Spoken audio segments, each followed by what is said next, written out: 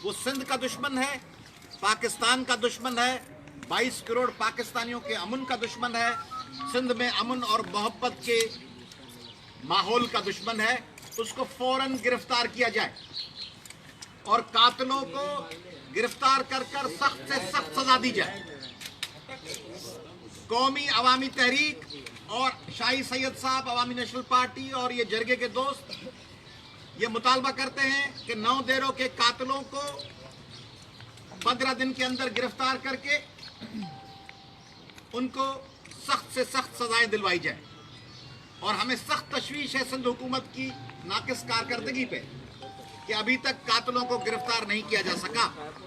और हमें सख्त तशवीश है कि वफाकी हुकूमत ने भी, वफाकी वजारत दाखिला ने, वजारत इंसानी हुकूक ने भी अभी तक इस मामले का कोई नोटिस नहीं लिया। हम मजम्मत करते हैं वाशिका और कत्ल में मुलविस तमाम लोगों को कड़े से कड़ी सजा दी जाए।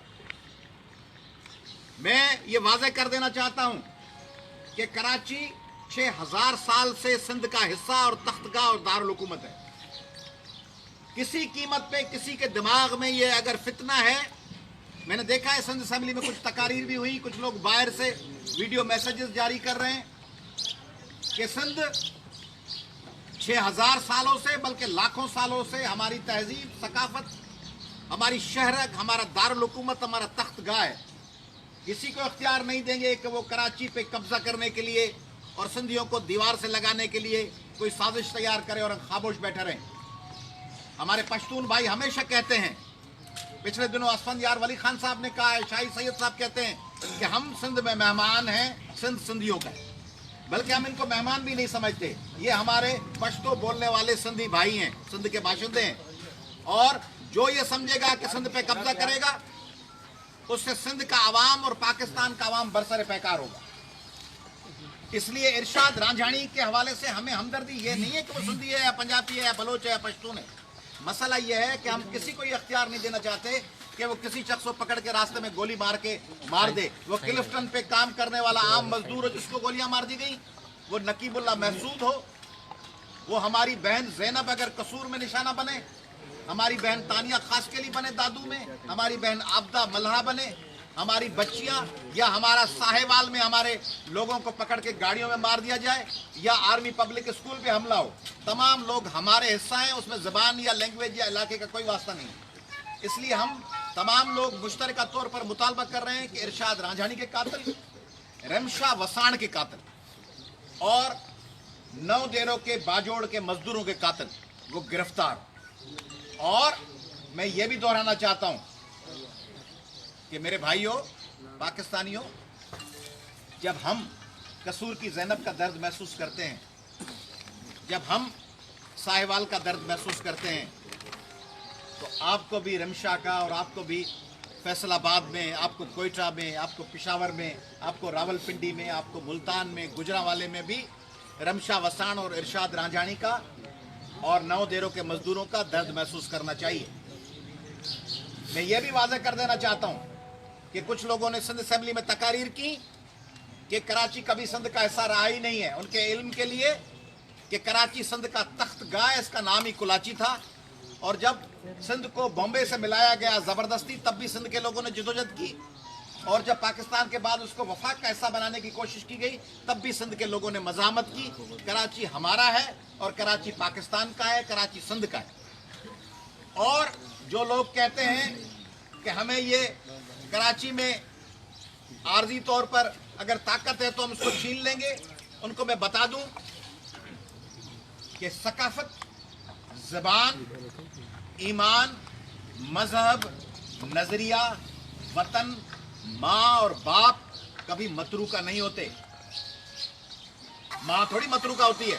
मैं कनाडा चला जाऊं और मैं कहूं कि मेरी माँ जो रहती है जंगशाही में और पेशावर में और मर्दान में, वो मतरूका हो गई, मैंने तर्क की, और मिसेस जोसेफाइन को मैंने न्यूयॉर्क में माँ बना लिया, उस माँ को तर्क कर दिया।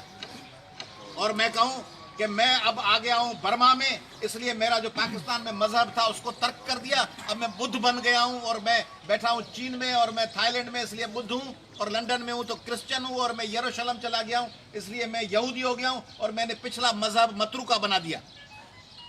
मतरू का माए वतन ईमान नजरिया जमीन मतरू का नहीं होती।